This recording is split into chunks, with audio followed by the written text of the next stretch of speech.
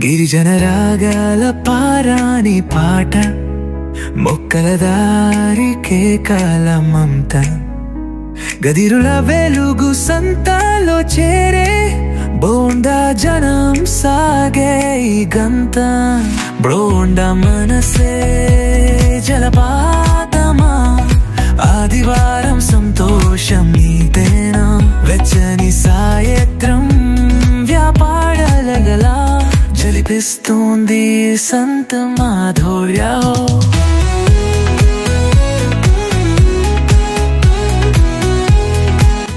ఇగో ఈ రెండు చేతులు రెండు కాళ్ళల్లోనూ మనకి నవనాళ్ళు ఉంటాయి.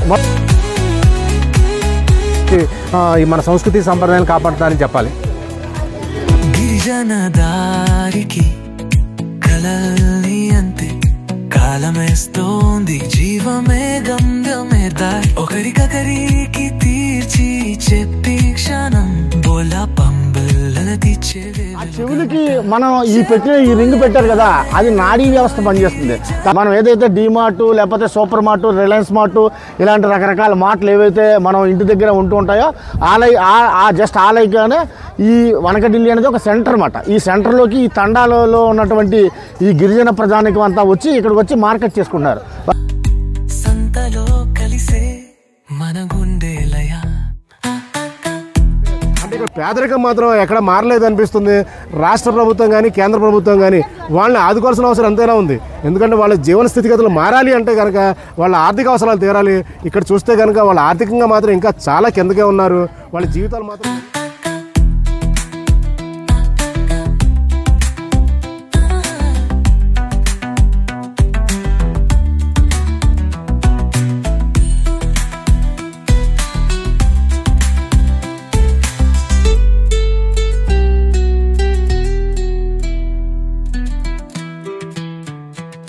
వనకదిల్లీలోని ఇక్కడ ఏదో బోండా జాతి ఆదివాసీలు ఎవరైతే వస్తారో మనం ఆ మార్కెట్ దగ్గరలో అయితే ఇక్కడ జరుగుతున్న ఏదైతే ఉందో ఉదయం నుంచి కూడా మొత్తం దీన్ని చూడడానికి సీనియర్ జర్నలిస్ట్ కూడా కొంతమంది రావడం జరిగింది. అందులో భాగంగానే ఇక్కడ దురణి గారు దత్తు గారు కూడా ఉన్నారు.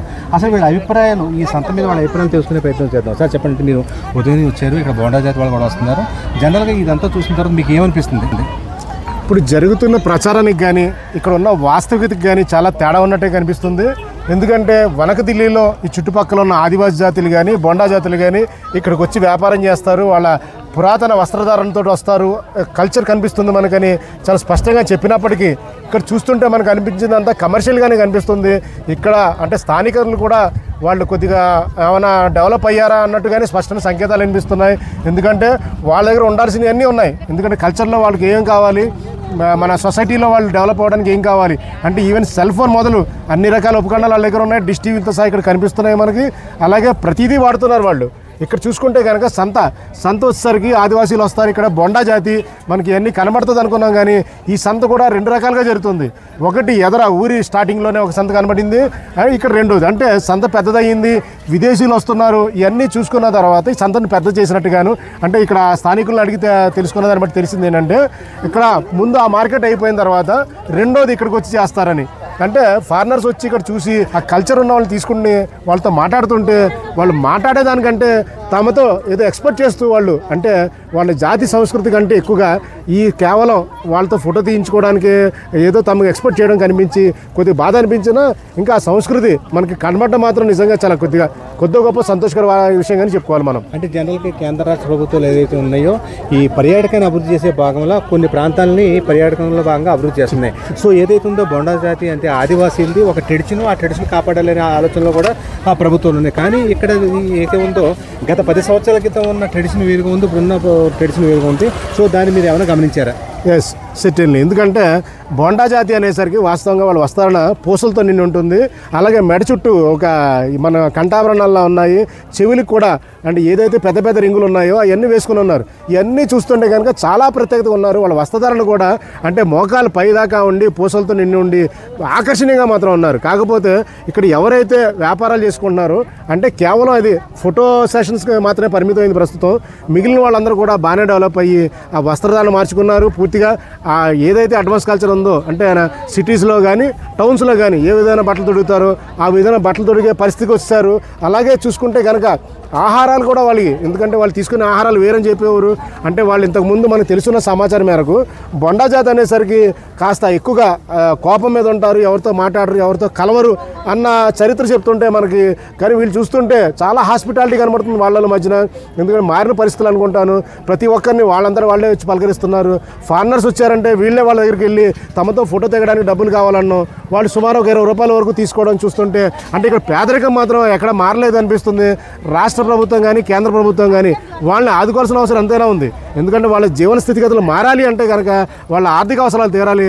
ఇక్కడ చూస్తే కనుక వాళ్ళ ఆర్థికంగా మాత్రం ఇంకా చాలా కిందకే ఉన్నారు. వాళ్ళ జీవితాలు మాత్రం మెరుగుపడాల్సిన అవసరం ఎంతైనా ఉంది. సో అంటే విన్నాం కదా దొరాని గారు అభిప్రాయం తెలుసుకున్నాం. సో మొత్తం మీద అంటే మనం ఇంకో సీనియర్ మోస్ట్ జర్నలిస్ట్ మనకి దత్తు గారు ఉన్నారు. అయితే మొత్తం మీద ఈ వనగదిల్లి సంత గురించి ఆయన కూడా ఏం చెబుతారు, ఆయన మాట్లాడదాం తెలుసుకునే ప్రయత్నం చేద్దాం. ఇప్పుడు ఇక్కడ వనకదిల్లి అని చెప్పి మనం ఆంధ్రప్రదేశ్ నుంచి దగ్గర దగ్గర 500 కిలోమీటర్ల దూరంతో ఫ్రెండ్స్తో అక్కడ మనం ఇక్కడికి వచ్చాం. ఇక్కడ అంటే ఆదివాసీలు ఉంటారు, వారి వేషధారణ విచిత్రంగా ఉంటుంది. ఒంటి మీద బట్టలు కాకుండా ఓన్లీ పూసలు అటువంటి ఆభరణాలుగా ధరిస్తారు, వాటినే అలంకరణగా ధరిస్తారని చెప్పేసి మనం విన్నాం.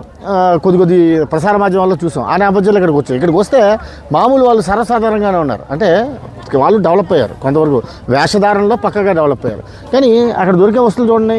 ఇప్పుడు ఈ వంకాయలు ఉన్నాయి, మన దగ్గర దొరికియే కదా. క్యాలీఫ్లవర్ ఉంది, టమాటా ఉంది, చిక్కుడుకాయ ఉంది, లేకపోతే బీన్స్ ఉన్నాయి, లేకపోతే ఉల్లిపాయలు ఉన్నాయి, ఆయిల్, ఈ పప్పులు ఉప్పులు ఉన్నాయి. ఇవన్నీ మన దగ్గర దొరికాయి. ఇక్కడ కొత్త వస్తువులు అంటే ఏం లేవు. కానీ ఇందులో ఒకటి ఉంది, ఇవన్నీ ఆర్గానిక్ అని చెప్తున్నారు. అంటే వీళ్ళు ఎటువంటి ఎరువులు, సేంద్రియ ఎరువులు వాడకుండా ఒరిజినల్గా పండించినవి, ఇవి ఆరోగ్యానికి మంచిదని చెప్పేసి చెప్తున్నారు. అది కొంతవరకు కరెక్ట్గా మనకి ఆనందదాయకం అని చెప్పొచ్చు. ఎందుకంటే వీరు కూడా మన వ్యాపారుల మాదిరిగా ఇతర నుంచి తీసుకొచ్చి అమ్మితే మనకి ఆ మోసాన్ని మనం ఎవరో ఏం చేయలేం. ప్రస్తుతం అయితే కనుక ఇక్కడున్న వాతావరణం చూస్తే కనుక నేను ఈ గిరిజన తండాల గ్రామాలు ఏదైతే ఉన్నాయో వాటిలో పర్యటించాను. నేను నా మిత్రులు శివనారాయణ గారు కూడా రావడం, ఉదయం వేకువజామున 3 గంటలకు వెళ్ళాం. అక్కడ చూసింది కనుక పరిస్థితి అయితే కనుక వేషధారణ కరెక్ట్గా ఉంది. మన దగ్గర దొరికి ప్లాస్టిక్ ఏదైతే పర్యావరణాన్ని దెబ్బతీస్తుందో ఆ ప్లాస్టిక్ అంతా కూడా అక్కడే కనబడింది. ఈ వనకదిల్లి అన్నది కేవలం central market, just like super market. మనం ఏదైతే డీమార్ట్ లేకపోతే సూపర్ మార్ట్, రిలయన్స్ మార్ట్ ఇలాంటి రకరకాల మార్ట్లు ఏవైతే మనం ఇంటి దగ్గర ఉంటూ ఉంటాయో జస్ట్ ఆలయగానే ఈ వనకదిల్లి అనేది ఒక సెంటర్ అన్నమాట. ఈ సెంటర్లోకి ఈ తండాలలో ఉన్నటువంటి ఈ గిరిజన ప్రజానికం అంతా వచ్చి ఇక్కడికి వచ్చి మార్కెట్ చేసుకుంటున్నారు. వారికి కావాల్సిన నిత్యావసర వస్తువులు కావచ్చు, లేకపోతే ఇవ్వదు. అంతే తప్ప ఇందులో పెద్దగా ఇదే ఏదో వెరైటీగా ఉంటుంది, వేరే విధంగా ఉంటుంది అన్నది పెద్దగా మనం ఎక్స్పెక్ట్ చేసినంత ఇక్కడ కనబడలేదని చెప్పొచ్చు. దానికి కారణం ఏంటంటే కల్చర్ మారింది. ఇందాక దురాని గారు చెప్పారు ఒక చాలా విలువైన వర్డ్స్. ఏంటంటే వస్తున్న జనాలను బట్టి వీరు మారిపోయారో, లేకపోతే వారిలో మార్పు వచ్చిందో, లేకపోతే రాష్ట్ర ప్రభుత్వాలు కేంద్ర ప్రభుత్వాలు చేసేదో తెలియదు. కానీ వేషధారణ మారిపోయింది, తిండి మారిపోయింది, వాళ్ళ అలవాట్లు మారిపోయి పేదరికం పోలేదు. కానీ 10 రూపాయలు ఇస్తే ఇచ్చేయాలి, 10 రూపాయలు ఇస్తేనే మేము మీకు ఫోటో తీపించుకుంటామనే పద్ధతి మాత్రం వచ్చింది. ఇది కొంచెం అంటే పేదరికంలో ఉండమలాంచి ఈ రకరకాల సమస్య అని చెప్పచ్చు.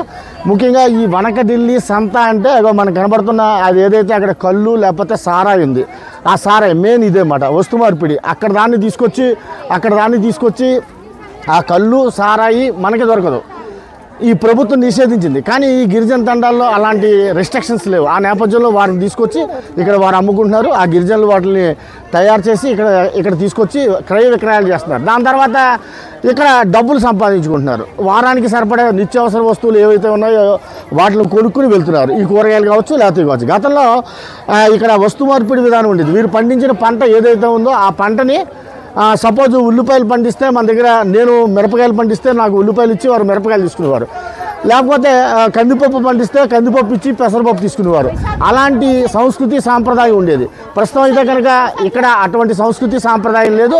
కేవలం ఏంటంటే వీళ్ళు కేవలం ఏంటంటే ఫస్ట్ వాళ్ళు లోపల ఇంటీరియర్ ప్లేస్లో ఉండడంతో వారందరికీ కూడా సరైన సదుపాయాలు లేదని చెప్పచ్చు. మన గిరిజన తండాలు చూడొచ్చు. మనం 20 రూపీస్ వాళ్ళు ఎక్స్పెక్ట్ చేసేది కేవలం 20 రూపీసే. ఆ 20 రూపీస్ కనుక ఎక్స్పెక్ట్ చేస్తే వాళ్ళు ఫోటో దిగడానికి మనకు అనుమతిస్తున్నారు. లేకపోతే ఎట్టి పరిస్థితుల్లో ఇక్కడ ఫోటో తీయరు. వీరికి పూర్వం నుంచి ఒక ఉందంటే చాలా కోపం, చాలా హై బీపీతో ఉంటారు. ఆ హై బీపీతో ఉండి వారి దగ్గరికి ఎవరైనా వెళ్తే కనుక వారి మీద కేకలు వేస్తారు, వాళ్ళ మీద దాడులు చేస్తారనే ఒక నానుడు కూడా ఉంది, అని చెబుతూ ఉంటారు. కానీ ప్రస్తుతం ఆ పరిస్థితి అయితే మారింది. వీరికి కూడా రూపాయి విలువ తెలిసింది. రూపాయి ఇస్తే మనం డబ్బు లేకపోతే మనిషికి విలువ లేదు అన్న విషయాన్ని వీరు కూడా కొద్దిపాటి గ్రహించారో ఏంటో మనకి తెలియదని చెప్పొచ్చు. పాపం అమాయకులుగా చెప్పొచ్చు. 20 రూపాయలు ఇస్తే వారు మనం ఫోటో తీసుకున్నా వీడియో తీసుకున్నా యాక్సెప్ట్ చేస్తున్నారు. మరోవైపు చిన్న చిన్న వ్యాపారాలు కూడా చేసుకున్నారు. మనం చూడొచ్చు గతంలో వీరి సాంప్రదాయ అలంకరణ అంటే ఇగో ఈ పూసలు ఒంటిలో ఉన్న ఒంటి కనబడకుండా ఈ పూసలు కానీ గవ్వలు కానీ వీటిని వాళ్ళు అలంకరించుకుని వచ్చేవారు.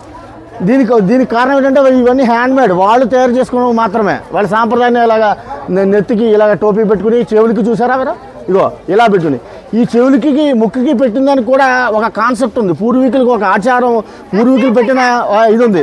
అది కారణం ఏంటంటే ఆ చెవులకి మనం ఈ రింగ్ పెట్టారు కదా, అది నాడీ వ్యవస్థ పనిచేస్తుంది. తద్వారా బ్రెయిన్లో ఉన్న నర్వస్ అన్నీ పనిచేసి బ్రెయిన్ యాక్టివేట్ అవుతుంది, తెలివిగా చురుగ్గా ఉంటారు అని చెప్పేసి చెప్తూ ఉంటారు. ఈ ముక్కుకి పెట్టారు కదా, ఈ ముక్కుకి నత్తి ఏదైతే ఉందో దానికి కూడా అక్కడ కూడా నాళ్ళు ఉంటాయి. మన శరీరంలో ఒక్కసారి చూసుకుంటే అరచేతిలోను ఇగో ఈ 2 చేతులు 2 కాళ్ళల్లోనూ మనకి నవనాళ్ళు ఉంటాయి. మొత్తం నవనాళ్ళు కాదు, మొత్తం సర్వేంద్రియాలకి సంబంధించిన నాడులన్నీ ఉంటాయి. ఆ నాడులను యాక్టివేట్ చేయడం కోసమే వీటిని ధరిస్తుంటారు. గాజులు ఉన్నాయి చూసారా, ఇవి గాజులు, ఇవి లోహంతో తయారు చేసినవి. ఒంట్లో ఉన్న శరీరంలో ఉన్న ఉష్ణోగ్రతను అంతా కూడా ఇవి కంట్రోల్ చేస్తూ ఉంటాయి. తద్వారా ఈ చేతులకున్న ఈ నర్వస్ ఉంటాయి కదా, వీటిని యాక్టివేట్ చేస్తూ ఉంటాయి. కాళ్ళకి కడియాలు వేస్తూ ఉంటారు. ఆటలకు వేసిన దానికి గల కారణం ఏంటంటే ఇప్పుడు కాళ్ళకి కడియాలు ఈ మనుషులకు లేవు, ఇంకా కొంతమందికి మనం చూసాం.